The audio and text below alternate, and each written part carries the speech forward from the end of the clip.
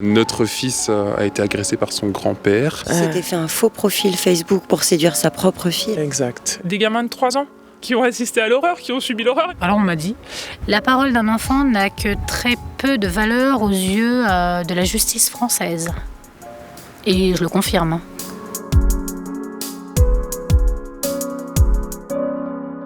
Nous sommes à un stage de résilience. Ici, une vingtaine d'enfants agressés sexuellement viennent avec leur famille pour se reconstruire pendant une dizaine de jours.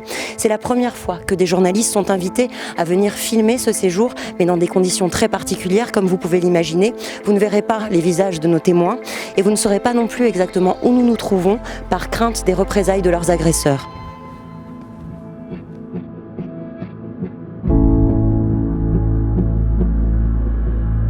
Moi, ma fille, ça faisait depuis plusieurs semaines qu'elle avait des troubles du comportement. Elle se griffait le visage, Pardon. Des fois, on était à 2 pour la maîtriser, pour pas qu'elle se blesse. À 3 ans et demi. À 3 ans.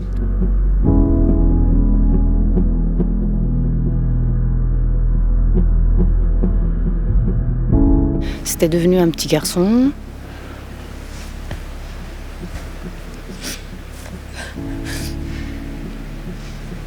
Je prends le relais. Allez. Je prends le relais. Ouais. Moi, le mien, en fait, à partir du mois de décembre, il a commencé à être agressif, à faire des colères, à être ingérable. Il était devenu ingérable, on ne le comprenait plus, on l'avait complètement... Enfin, on était en train de le perdre complètement. Je devais jamais lui tourner le dos parce qu'en fait, sinon, il me mettait des choses dans les fesses. Mais tout le temps.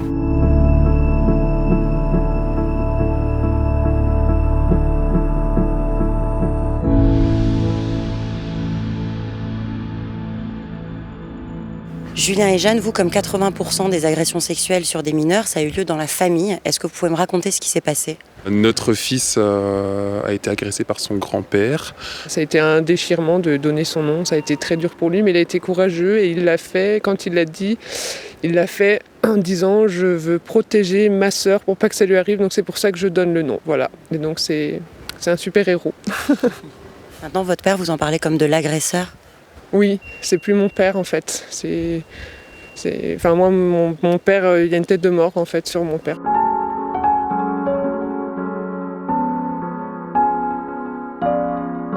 S'était fait un faux profil Facebook pour séduire sa propre fille. Exact. Ça a commencé vraiment par cette sorte d'intimidation. Je sais du coup que tu draguais quelqu'un via Internet, donc tu ne peux rien dire. Papa est au courant, puis en plus cette personne c'est moi. Il avait sa garde un week-end sur 2 et la moitié des vacances et c'était tout le temps. Et c'est le genre de papa qui racontait une histoire à ses petites filles tous les soirs au lit. Donc il avait sa deuxième en face de lui, son aîné contre lui. Et ces histoires étaient très dynamiques, genre des histoires de cheval au galop.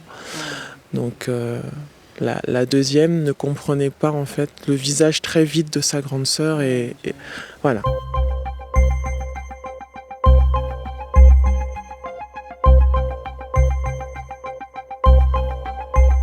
Le maître me mettait des fessées, il baissait ma culotte, il changeait sa main de sens, il me faisait mal. La petite, elle était contente parce que c'était son amoureux. Des gamins de 3 ans qui ont assisté à l'horreur, qui ont subi l'horreur et en plus qui doivent se démerder pour se rhabiller et puis aller faire la sieste, les petits. Il a raconté que s'il parlait, il allait venir nous tuer pendant la nuit, qu'il tuerait son frère, qu'il y avait une sorcière qui allait venir prendre son âme, enfin voilà, on raconte ça à un enfant de 3 ans, forcément, il peut être terrorisé. L'éducation nationale a organisé une réunion pour nous expliquer évidemment qu'il ne fallait pas s'inquiéter. Et il y a eu des psychologues scolaires qui étaient là. Alors je me suis dit, bon, je vais y aller et tout. Ah ben non, ils m'ont dit, non mais vous inquiétez pas, vos filles sont petites, elles vont oublier. Ah, ils m'ont dit ça. Donc j'étais dans tous mes états, j'ai pas pu rétorquer, ils m'ont cassé là. Et là, le procès n'est pas encore terminé, on est en plein dedans. Comment ça se passe au niveau de la justice ? Il y a un grand sourire.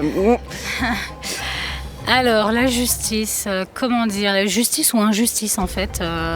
On est passé comme des coupables à la barre devant le juge. Alors on m'a dit, la parole d'un enfant n'a que très peu de valeur aux yeux de la justice française. Et je le confirme.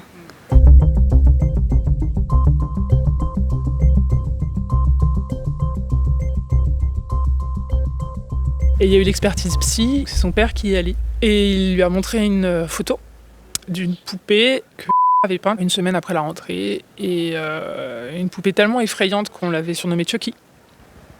Et la psy, pour elle, ça allait quoi. Et donc on est allé en appel. Alors vous, on vous a reconnu ce statut de victime, mais lui, le statut d'agresseur, il n'est pas encore officiel. Parce que là, il vit dans quelles circonstances aujourd'hui ? Il vit bien, il est au soleil. Depuis 2 ans et demi, les expertises disent qu'il est pervers narcissique à déviance sexuelle, que potentiellement dangereux psychologiquement, et puis en fait, il est dehors, quoi. Tout va bien. Ce mec, après tout, il a agressé que 50 gamins, on s'en fout, il est pas dangereux pour la société, quoi. C'est complètement délirant. C'est quoi le problème en France, quoi ?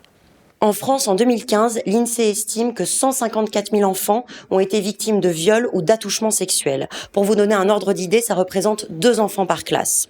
Sur ces enfants, seulement 4% des victimes portent plainte.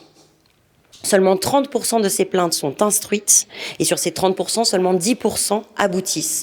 Au total, c'est 0,3% des victimes qui arrivent à condamner leurs agresseurs. 0,3%. Autant dire qu'en France, la pédocriminalité est un crime quasi impuni. La France, dans ces dossiers-là, est presque le dernier de la classe, enfin en tout cas en Europe.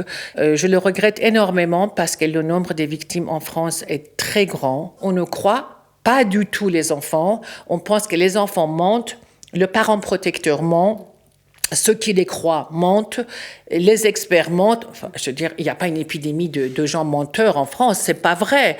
Dans les clubs, les associations, tout ça, ça grouille de pédophiles, quoi. Ils sont pas punis.